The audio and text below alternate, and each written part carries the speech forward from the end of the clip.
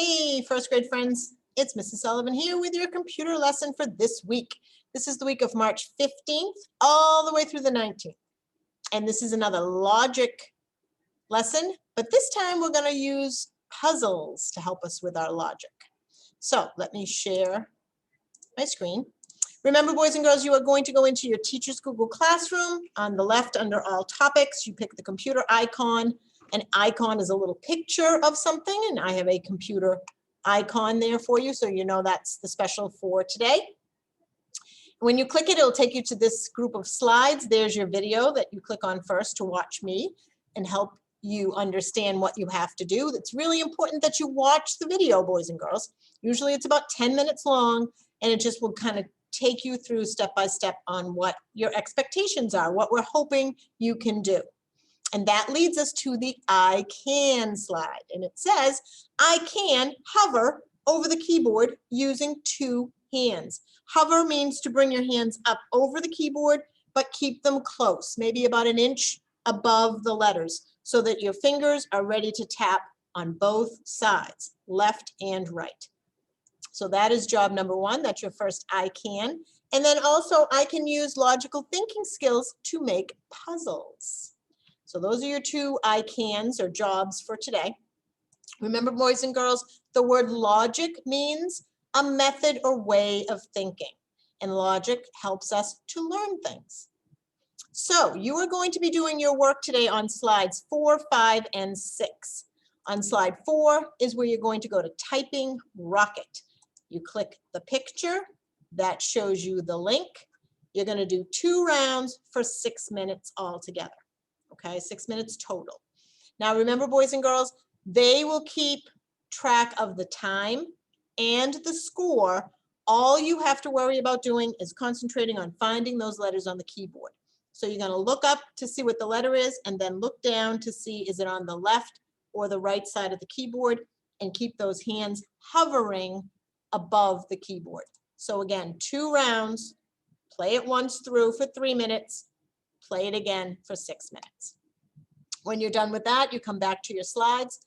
Slide number 5, boys and girls, you are going to click on this puzzle link, and I click this picture, there's my link, and you're going to make some puzzles today. Remember, you're going to try the simple puzzles, simple is another word for easy, and the hard puzzles. And you have 3 choices. You have a choice of 9 pieces, pretty easy, I think. 25 pieces, kind of medium, or 49 pieces, which could definitely be hard. I would like you to set a timer, boys and girls, if you have a kitchen timer, or you can even look at your computer clock to keep track. But I want to see how many puzzles you can complete in 20 minutes. Okay? And it says you're going to need to scroll down to see all of your choices.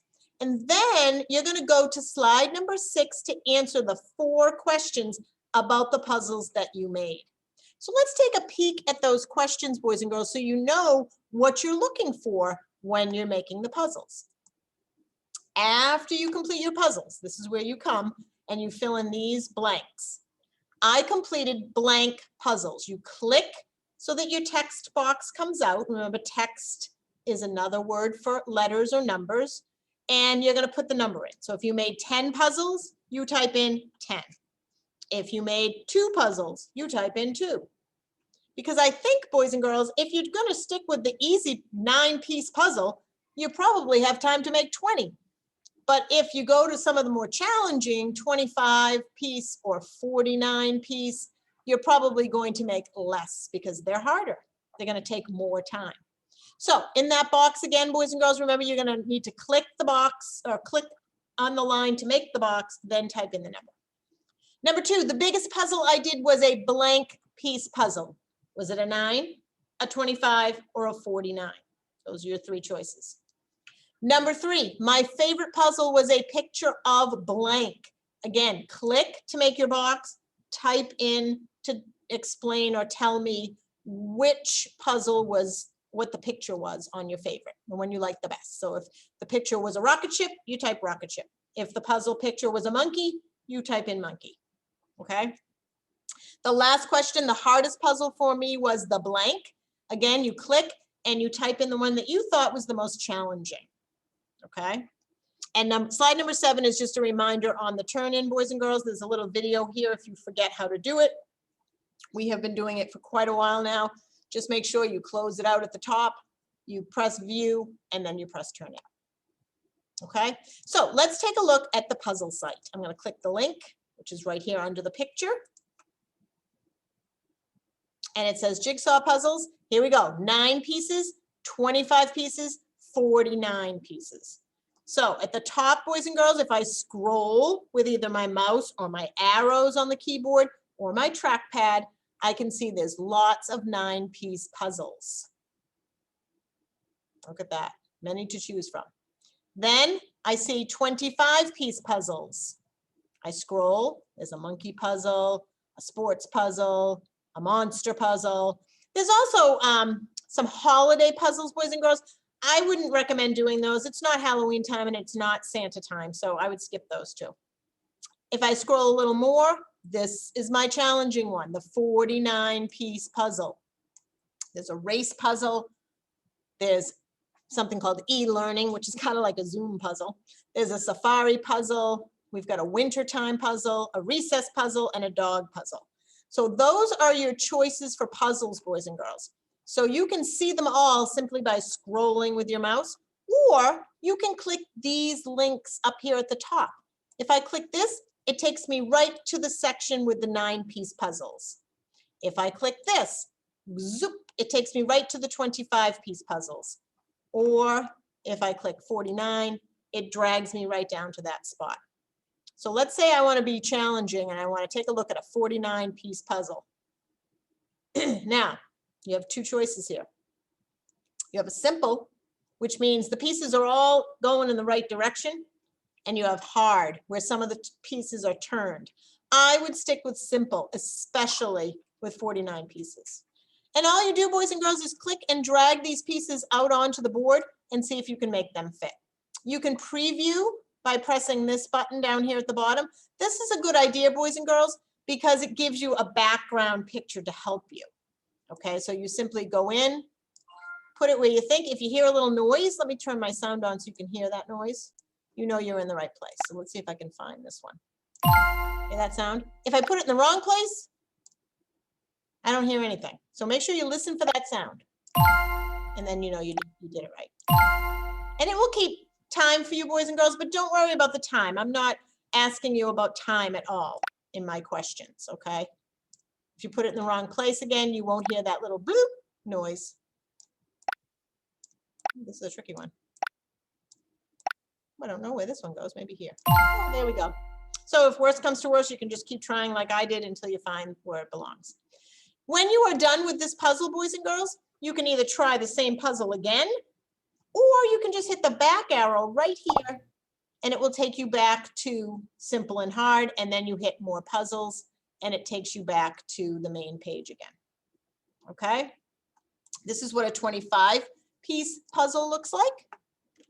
I'll show you this one just so, again, I would stick with simple. So you can see the pieces are a little bit bigger. I would, again, hit preview so you can get that background in there. That'll help you. And then wait to hear that noise.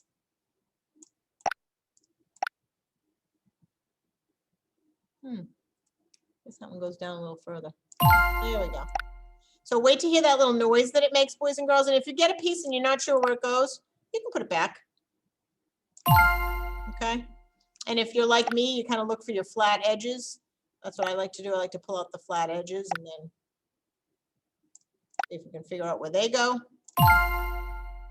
Corner pieces, those are always good too. If you pull something out and you don't know where it goes, you can just put it back. Okay, so make sure you hit preview, back when you're finished, more puzzles. And the last one I will show you is the 9-piece puzzle. Let's go to the bear for this one. And I'm gonna hit simple. And this one, as you can see, only has 9 pieces. So I think you can finish this one pretty quickly. So we'll finish this one up just so you can see what it looks like when you finish a puzzle. Oop. See how it says great. And then again, you can either hit restart if you wanted to try it again, or back arrow, and then more puzzles at the top to choose some more. All right, so again, this is a timed activity, boys and girls, which basically means you are going to set a timer for 20 minutes and see how many puzzles you can complete. Kind of keep track. If you have a little scrap piece of paper, you can just jot down, like you made the monkey puzzle or you made the recess puzzle, just so you can keep track of how many you made, because remember, that's your first question. I completed blank puzzles. How many did you make? The biggest puzzle that I tried was a 49-piece puzzle, so I could put 49 there. The favorite puzzle, you could say, I like the monkey puzzle, so I might write monkey. And then the hardest puzzle, the one that you thought was the hardest for you to do. Okay, so if you have a scrap piece of paper, you can kind of help yourself by keeping track of that. And don't forget to turn this assignment in.